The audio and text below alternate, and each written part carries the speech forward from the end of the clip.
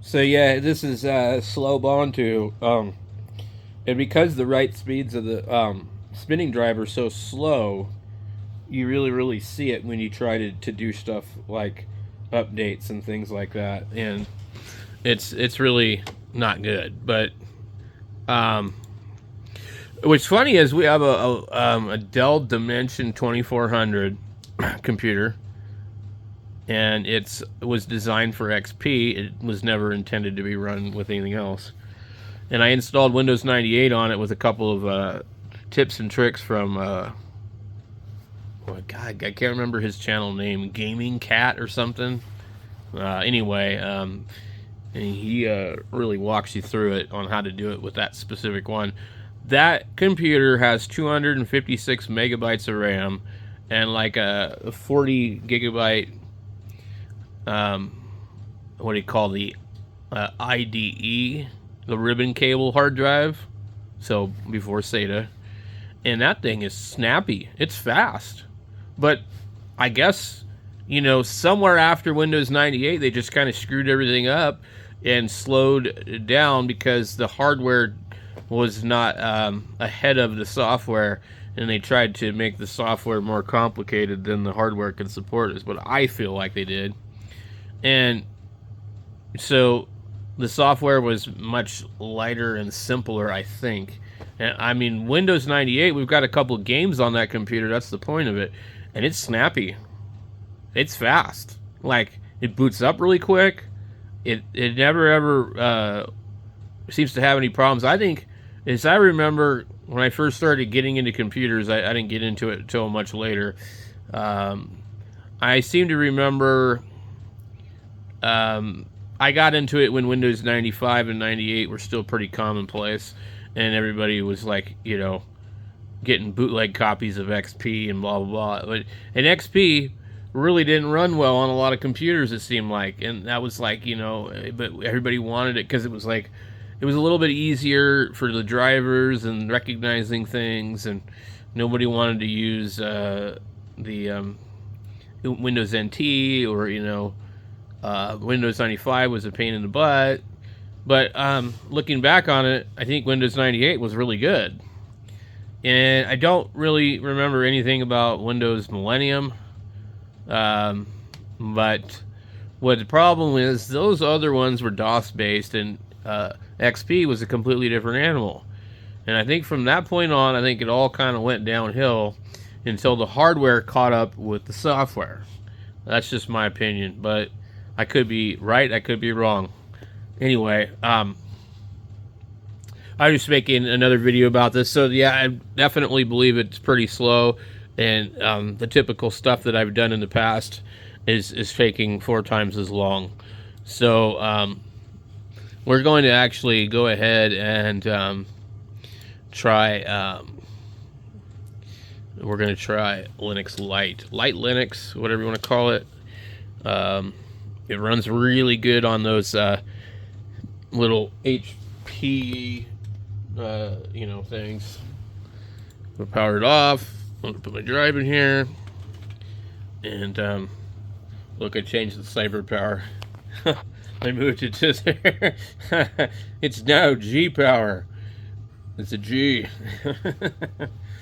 Anyway, I'm just like, I was gonna pull it off of here completely.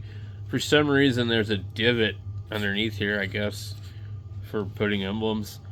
Somebody told me this is a thermal take case, or something like that. I don't know. It's some other brand that they just used for their crap. Let's get this thing back up and see if it detects our stick here. Nope.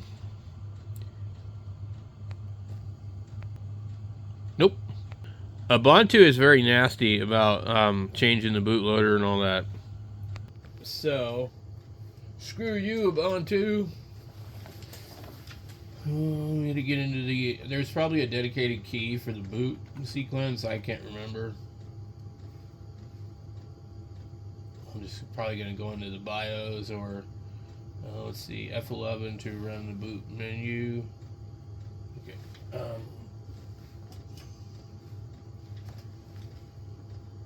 Anyway, Ubuntu gives me trouble on certain older laptops and stuff like that, which leads me to believe that it's really not um, a whole lot more efficient than some of the other stuff out there.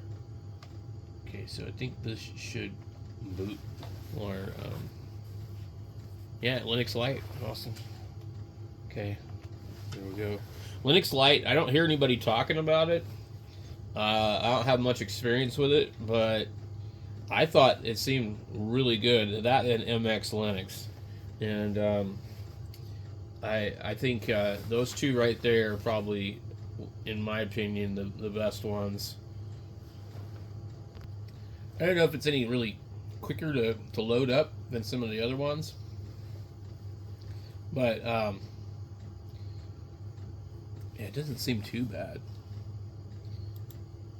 I like how this one's laid out. I really do. Featherlight. So basically, your install stuff pretty much looks the same as everything else for the most part. It looks kind of reminds me of like I'm not sure, not Ubuntu, but I can't remember. I think it's based off of something else, and reminds me of PC Linux OS.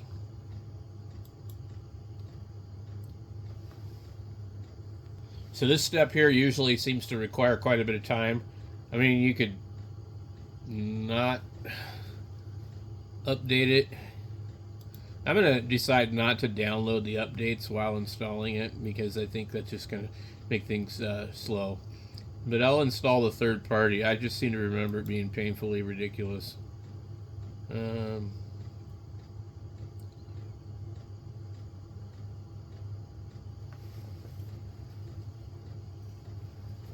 don't know if this is a better way to do it or not. So we want to... We'll install it alongside Ubuntu. And I like it when it gives you that option. I don't like the distros where you have to decide how to partition everything because I don't fully understand how that works. So allocate drive space by dragging the divider below, which is pretty cool. Okay. I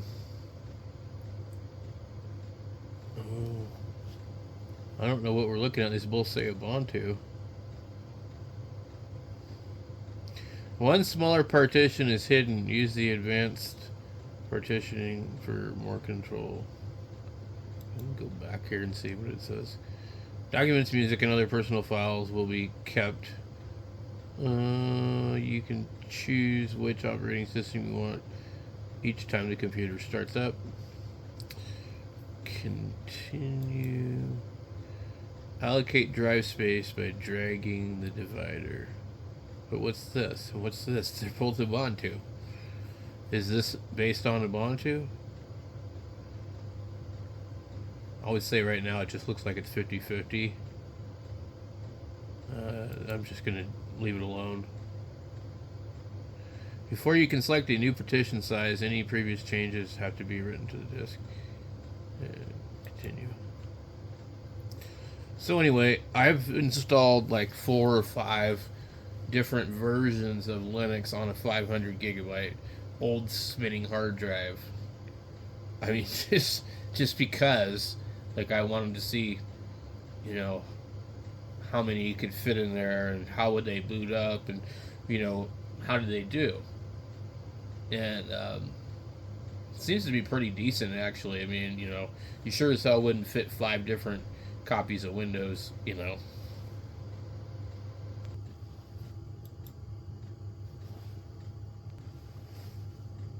I think this thing's based off of Ubuntu. It's gotta be.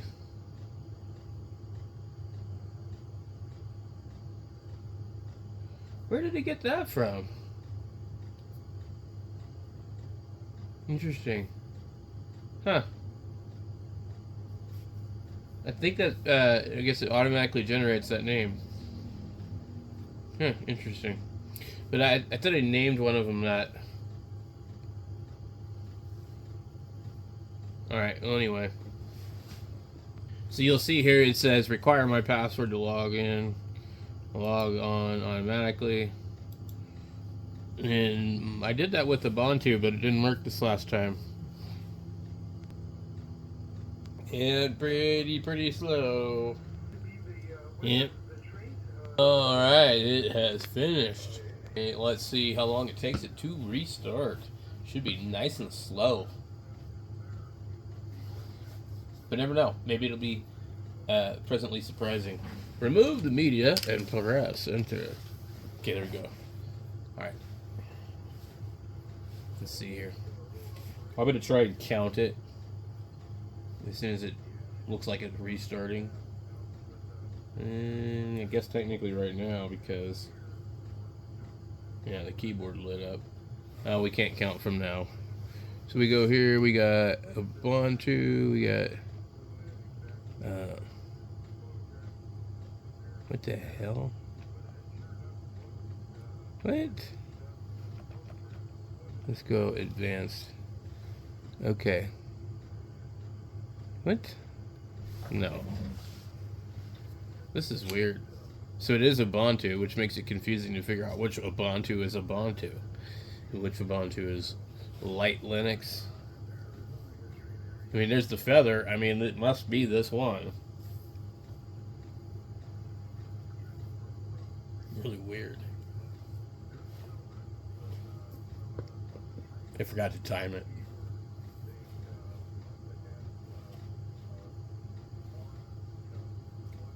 So let's see. I can just kind of guess about what it would have been.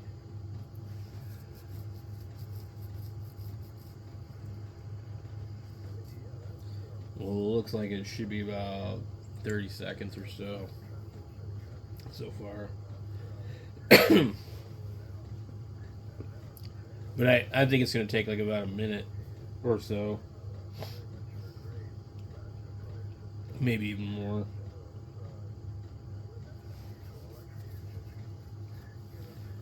I'm just, I don't think it's going to be super fast. I'm going to pause it. Almost a minute, almost 2 minutes.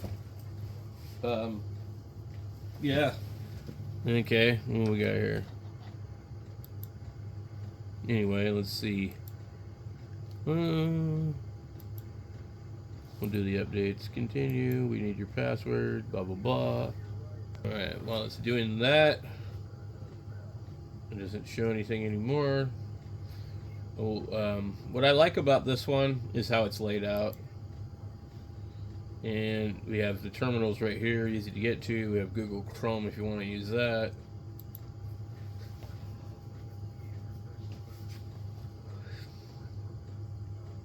And these are on the correct side. In my computer, I mean, it's very much like Windows. System, Office, Multimedia, Internet, Graphics, Accessories, Settings, my computer, recently used, all applications. We click all applications, you got all of it. And it's quite a bit there.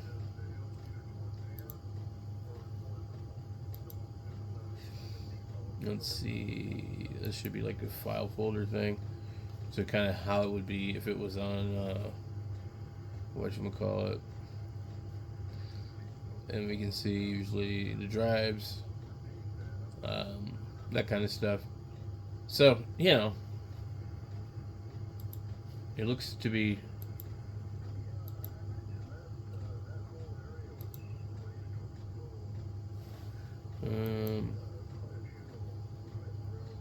let's see, we'll click on one of these and just see how quickly it opens. It's a good way to kind of get an idea if it's fast or not, or if it's slow. You see it's kind of slow, but it's expected.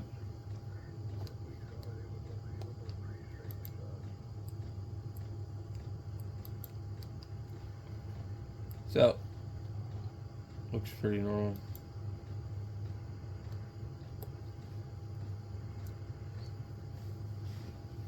I don't know. In conclusion, I'm not really sure.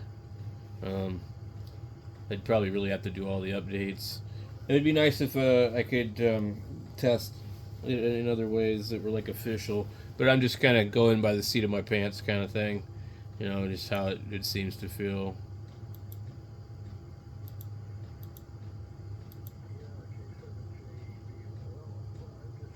I definitely don't want this one. See, the problem with Chrome is it's very like memory intense. It uses a lot of resources.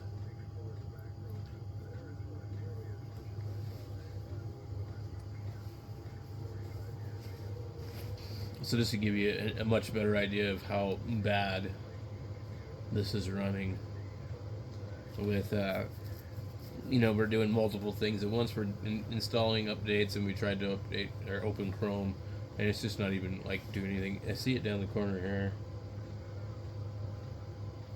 So that took a really long time.